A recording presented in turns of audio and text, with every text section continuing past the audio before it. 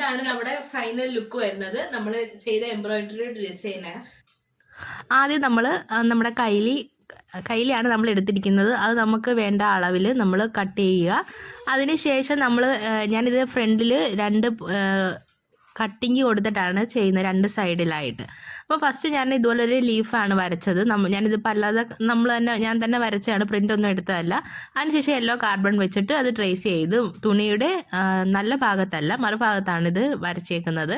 അപ്പോൾ നമുക്കൊരു ആ യെല്ലോ കാർബൺ ആകുമ്പോൾ അതിൻ്റെ ഒരു യെല്ലോ കളറിലെ ട്രേസിങ് അവിടെ ആയിട്ടുണ്ട്. പിന്നെ ഞാൻ ചെറിയൊരു ഫ്ലവറും കൂടി ഡിസൈൻ ചെയ്യുന്നുണ്ട്. പിന്നെ നമ്മുടെ ഹാൻഡ് എംബ്രോയിഡറി ചെയ്യുന്ന നൂലുണ്ടല്ലോ, അതാണ് ഞാനിപ്പോൾ എടുത്തേക്കുന്നത്. നമ്മുടെ ബോബിനകത്തോട്ട് ചുറ്റുക. നമ്മൾ കൈ കൊണ്ടാണ് ഇത് ചുറ്റേണ്ടത്. നല്ലപോലെ ടൈറ്റ് ചെയ്ത് നമ്മൾ ചുറ്റണം, എങ്കിൽ മാത്രമേ അത് കറക്റ്റായിട്ട് ഇരിക്കത്തുള്ളൂ. ലൂസായിട്ട് നമ്മൾ ചുറ്റുവാണെന്നുണ്ടെങ്കിൽ ഇത് ഇടയ്ക്ക് കയറി ഇങ്ങനെ കുരുങ്ങും. അതുകൊണ്ട് നമ്മൾ നല്ലതുപോലെ ടൈറ്റായിട്ട് ചുറ്റി നമ്മുടെ ഈ കേസ് കയറുന്ന രീതിക്ക് ആകുമ്പോഴത്തേക്ക് നമ്മളത് അത്രയും കട്ട് ചെയ്യണം. മുഴുവനും ചുറ്റാൻ പറ്റൂല, കാര്യം അത്രയും കൂടെ ആയ ജാമായി പോകും. പിന്നെ നമ്മളത് സാധാരണ നമ്മുടെ നൂലിടുന്ന പോലെ തന്നെ അത് ആ ഒരു ഹോളിനകത്തോടെ ഇട്ട് എന്നിട്ടത് വലിച്ച് ഇങ്ങനെ നോക്കുക.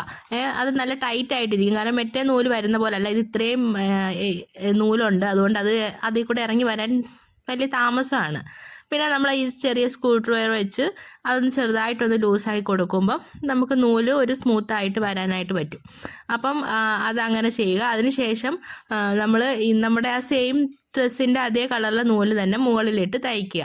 അപ്പം ഞാൻ ജസ്റ്റ് നമ്മളൊന്ന് സാമ്പിൾ തയ്ച്ച് നോക്കിയാണ് കറക്റ്റായിട്ട് നൂല് വരുമോ എന്നറിയാൻ വേണ്ടി. അപ്പോൾ ഇത് തുണിയുടെ ചീത്തവശത്താണ് നമ്മൾ ട്രേസ് ചെയ്തേക്കുന്നത്. നമ്മൾ ആ ഒരു മാർക്ക് വെച്ചോണ്ട് ആ ഡിസൈൻ നമ്മൾ വരച്ചിട്ടുണ്ടല്ലോ യെല്ലോ കാർബൺ വെച്ച്, അവിടെ നമ്മൾ ചെറുതായിട്ട് ഇത് ഞാൻ മോട്ടർ ഉപയോഗിച്ചതിനാണ്, ചവിട്ടിയല്ല ഉപയോഗിക്കുന്നത്. ഇത് സാധാരണ നോർമൽ മെഷീനിൽ ചെയ്യാൻ പറ്റുന്ന രീതിയിലുള്ള ഒരു എംബ്രോയിഡറി ആണ് ഈ ചെയ്യുന്നത്. എളുപ്പത്തിൽ തന്നെ നമുക്ക് ചെയ്യാനായിട്ട് പറ്റും. നല്ല നല്ല ഡിസൈൻസ് ഒക്കെ നമ്മൾ ഇതുപോലെ ട്രേസ് ചെയ്ത് കഴിഞ്ഞാൽ നമുക്ക് ആ ഒരു രീതിക്ക് ചെയ്തെടുക്കാനായിട്ട് പറ്റും. ഇതിപ്പോൾ ഞാൻ ഉപയോഗിക്കുന്ന അംബ്രല്ലയുടെ മെഷീനാണ്. അംബ്രല്ലയുടെ മെഷീനിലും ചെയ്യാൻ പറ്റും, നമുക്ക് നോർമൽ മെഷീനിലും ആയിട്ട് ചെയ്യാൻ പറ്റും. നമ്മൾ സ്റ്റിച്ച് ചെയ്യുന്ന മെഷീനകത്ത് സാധാരണ ഒരു റണ്ണിങ് സ്റ്റിച്ച് ആണ് നമുക്ക് ഇതിനകത്ത് ഡിസൈൻ ചെയ്യുന്നത്. അതിനുശേഷം നമ്മൾ ആ ഒരു അത്രയും മാർക്കിൽ കൂടെ തന്നെ നമ്മൾ ഈ സ്റ്റിച്ച് ചെയ്ത് പോയിട്ടുണ്ട്. അപ്പോൾ നമുക്ക് ഈ ഇലയുടെ ആ ഒരു ഫുൾ ഔട്ട്ലൈൻ നമ്മൾ ചെയ്തു.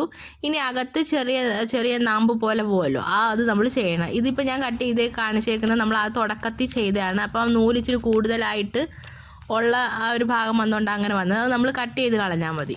പിന്നെ അകത്തെ ഔട്ട്ലൈൻ കഴിഞ്ഞു. പിന്നെ ഇനി അകത്തെ ആ ഒരു ലൈനൊക്കെ നമ്മൾ ഇതുപോലെ തന്നെ സ്റ്റിച്ച് ചെയ്യുകയാണ്. പ്രത്യേകിച്ച് വലിയ തയ്യലോ അല്ലെങ്കിൽ എഫർട്ട് എടുത്ത് ചെയ്യേണ്ട കാര്യമൊന്നുമില്ല, നമുക്ക് എളുപ്പത്തിൽ തന്നെ ചെയ്യാൻ പറ്റുന്നതാണ്. പിന്നെ പ്രത്യേകിച്ച് കൈലിയാകുമ്പോൾ നല്ല കോട്ടൺ കൈലിയാണ്, ഇടാനും നല്ല സുഖമാണ്. ലൈനിങ് അറ്റാച്ച് ചെയ്ത് ചെയ്യുന്നതായിരിക്കും ബെറ്റർ.